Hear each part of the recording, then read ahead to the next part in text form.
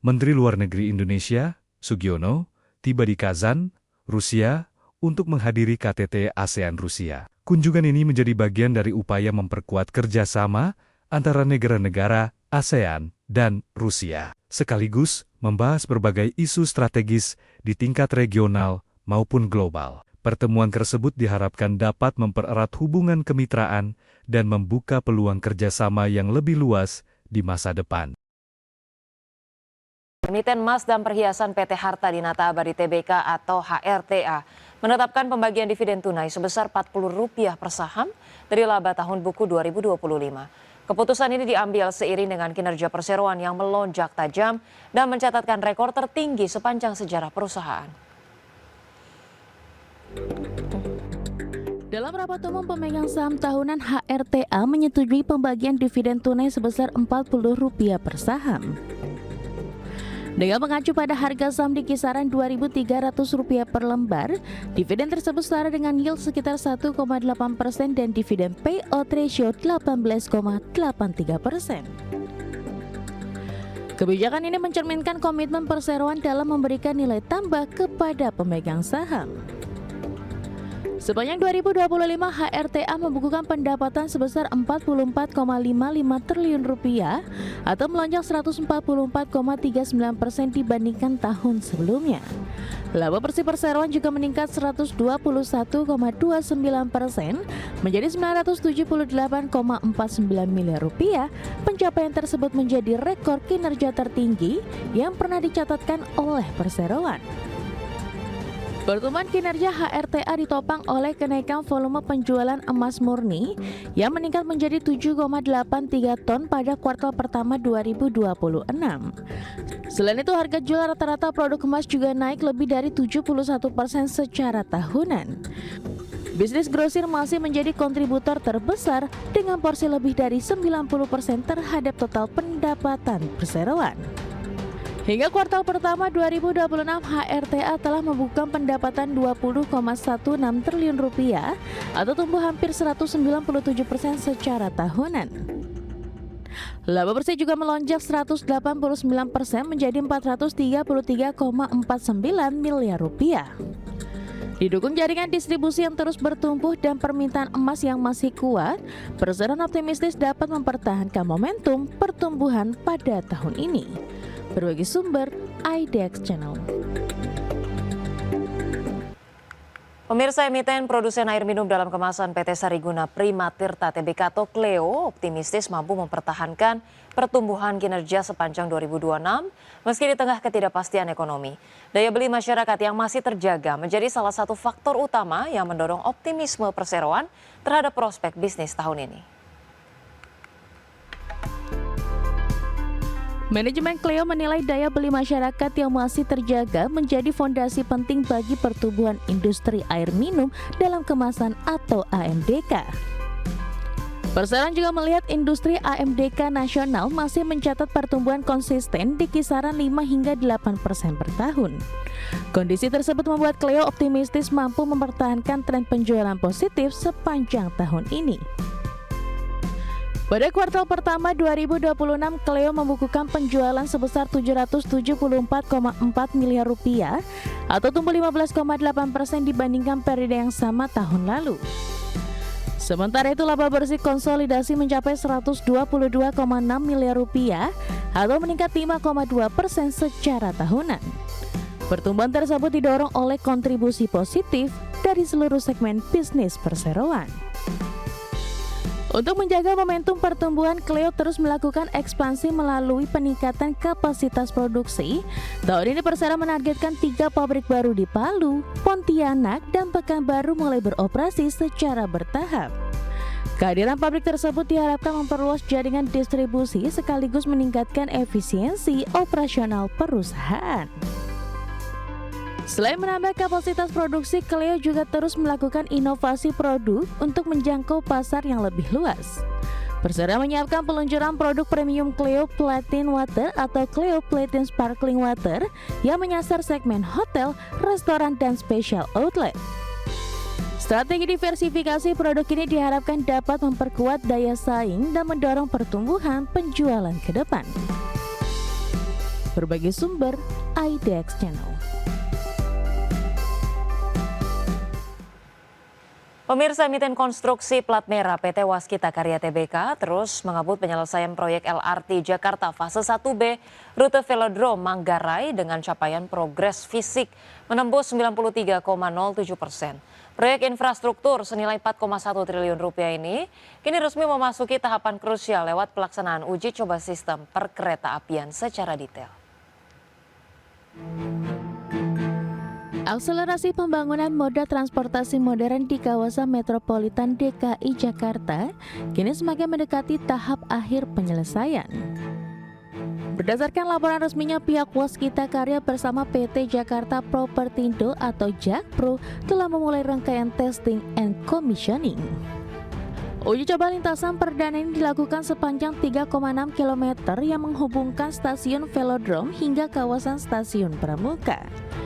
Direktur Utama Jakpro Iwan Takwin menegaskan bahwa tahapan pengetesan komprehensif ini wajib dipersiapkan secara matang guna menguji integrasi persinyalan, kelistrikan hingga sistem komunikasi kereta sebelum dioperasikan secara komersial.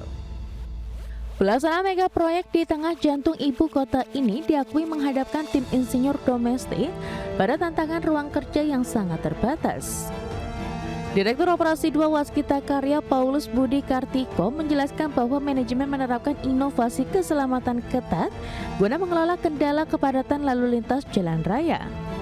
Salah satu pembuktian keandalan teknik konstruksi tersebut dilakukan saat membangun struktur layang di atas jalur aktif Jalan Tol Wiyoto Wiono. Dengan mengoptimalkan jam kerja malam hari, Waskita memanfaatkan metode balance cantilever dengan bentangan horizontal atau span sepanjang 120 meter. Penerapan sistem manajemen pengamanan serta survei monitoring berkala setiap hari tersebut pada akhirnya berhasil membuahkan hasil membanggakan berupa capaian zero accident. Dalam perkembangan terbaru lapangan, hasil uji coba perjalanan kereta atau train run dilaporkan mampu melaju dengan lancar menggunakan pasokan daya listrik penuh. Keberhasilan interkoneksi ini sekaligus menandai kemajuan arsitektur infrastruktur Indonesia yang mampu meramu mode transportasi massal berdampingan dengan jalur logistik existing. Manajemen Waskita optimistis kehadiran LRT Jakarta fase 1B akan memperkuat konektivitas antar wilayah sekaligus mendorong peralihan massal masyarakat ke transportasi publik. Berbagai sumber, IDX Channel. Kejaksaan Agung resmi menahan mantan Kepala Badan Gizi Nasional, Dadan Hindayana beserta dengan mantan Wakil Kepala BGN, Lodewijk Pusung dan Sony Sanjaya dalam kasus dugaan korupsi tata kelola program makan bergizi gratis. Ketiganya disangkakan melakukan intervensi, verifikasi hingga terafiliasi dengan sejumlah Yayasan Satuan Pelayanan Pemenuhan Gizi atau SPPG. Direktur Penyidikan Jampitsus Kejagung Syarif Sulaiman Nahdi mengungkapkan mantan Kepala BGN Dadan Hindayana dan dua ex-wakil Kepala BGN Sony Sanjaya dan Lodewijk Pusung bukan hanya mengintervensi. Ketiganya diduga mendapatkan uang miliaran setiap hari dari afiliasi dengan sejumlah yayasan SPPG. Selain itu, ketiga tersangka juga diduga melakukan intervensi kepada pejabat pembuat komitmen atau PPK sehingga ditemukan dugaan adanya penggelembungan harga barang dan jasa saat proses pengadaan. Yayasan tersebut terafiliasi diantaranya dimiliki oleh saudara DH, saudara SS, dan saudara LP. Bahwa selain menggunakan yayasan yang terafiliasi tersebut, saudara DH bersama-sama dengan saudara SS dan saudara LP dalam melakukan proses pengadaan baik barang dan jasa di BGN secara melawan hukum, melakukan intervensi kepada PPK, sehingga dalam penyusunan KAK pengadaan barang dan jasa pada BGN tidak disusun sesuai kebutuhan real di lapangan dan adanya markup harga pengadaan. Pemirsa, terkait dengan penetapan tersangka mantan Kepala Badan Gizi Nasional Dadan Hindayana beserta dengan dua mantan Wakil Kepala BGN dalam kasus dugaan korupsi tata kelola program MBG, Menteri Hukum Supratman Andi Aktas mengatakan bahwa Presiden Prabowo Subianto telah berkali-kali mengingatkan pada para pejabat untuk tidak melakukan praktik curang. Supratman menegaskan pemerintah menghormati dan menyerahkan sepenuhnya penanganan perkara tersebut kepada aparat penegak hukum. Meski demikian, Supratman mengingatkan semua pihak agar asas praduga tak bersalah dalam penanganan perkara korupsi atau dugaan korupsi tata kelola MBG tersebut tetap diutamakan. Prinsipnya kan kita negara hukum ya, jadi Presiden sudah berkali-kali mengingatkan jangan melakukan hal-hal yang tidak, dan kita sekarang kan masih proses praduga tak bersalah. Kita serahkan kepada mekanismenya ya. Pemirsa, Presiden Prabowo memberikan peringatan keras kepada para mitra program makan bergizi gratis untuk tidak melakukan penyelewengan dan korupsi.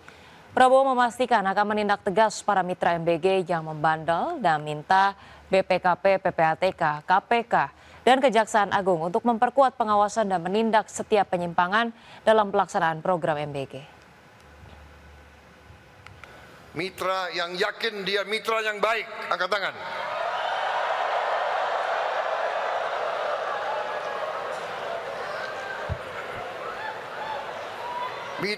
Oke, turun mitra yang baik.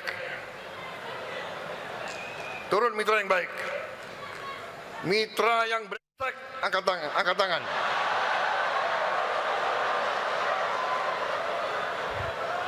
Mitra yang brengsek, angkat tangan.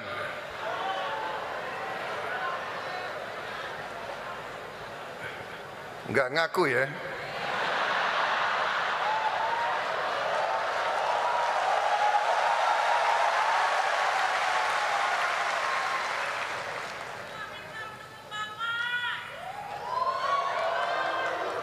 Saudara-saudara, kalaupun saudara mitra yang baik tapi tidak mau ngaku, saya beri kesempatan, kembalilah ke jalan yang benar.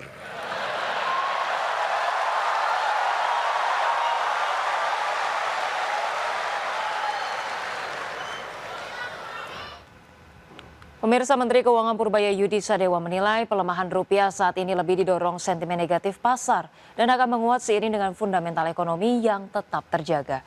Guna menjaga stabilitas nilai tukar rupiah, Purbaya siap meningkatkan koordinasi dalam KSSK. Menteri Keuangan Purbaya Yudi Sadewa memastikan akan mendorong koordinasi dalam Komite Stabilitas Sistem Keuangan atau KSSK untuk menjaga stabilitas nilai tukar rupiah yang terus mengalami tekanan. Menurut Purbaya, meski kewenangan menjaga stabilitas rupiah tetap berada di tangan Bank Indonesia, namun jika diperlukan koordinasi yang lebih intensif, KSSK akan mengambil langkah untuk memperbaiki kondisi nilai tukar rupiah. Purbaya menyebut pelemahan nilai tukar rupiah lebih banyak dipicu oleh sentimen pasar dibandingkan kondisi fundamental ekonomi nasional. Beredarnya berbagai isu dan spekulasi negatif sempat mempengaruhi persepsi pelaku pasar.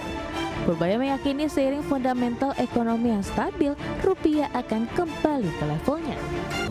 Ya maksud Pak, Bapak sebagai ketua ngelihat ini makin lemah terus Pak, bahkan mau 18.000 Pak. Kalau Pak Peri sendiri ngomong Juli baru menguat. Nah ini selama Juni ini berarti bisa 18.000 lebih ya Pak? Enggak, kalau kita lihat kan tiba-tiba aja penguatan pelemahannya 1-2 hari ini kan. Terus ada isu macam-macam, ada rumor macam-macam di pasar. Ada yang bilang saya suruh perbankan melakukan stress test kalau rupiahnya 18.000 lebih. Padahal saya nggak pernah isu seperti itu. Jadi banyak isu-isu di pasar yang membuat sentimen ke rupiah negatif. Tapi kalau kita lihat, kewajiban saya adalah menjaga fondasi ekonomi aja, supaya ekonominya berjalan terus semakin cepat. Karena pada akhirnya kita percaya rupiah akan ditentukan oleh fondasi ekonominya. Pada penutupan perdagangan Rabu sore, nilai tukar rupiah ditutup melemah 127,5 poin atau 0,71% ke level 17.966 per dolar Amerika Serikat. Berbagai kebijakan yang diambil Bank Indonesia dan pemerintah nyatanya belum mampu memperkuat nilai tukar rupiah terhadap dolar Amerika Serikat. Dari Jakarta, Raharjo Patmo, IDX Channel.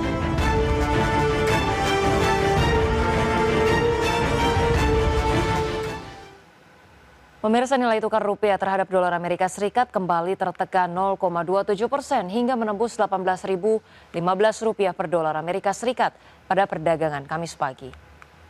Posisi tersebut menjadi salah satu level terlemah rupiah dalam beberapa waktu terakhir, sekaligus menandai rupiah ke ambang psikologis baru 18.000 per dolar Amerika Serikat.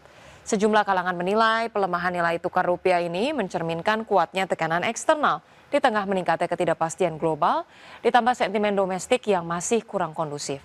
Selain itu, sejumlah data ekonomi Amerika yang dirilis lebih baik dari perkiraan pasar turut memperkuat mata uang negeri Paman Sam.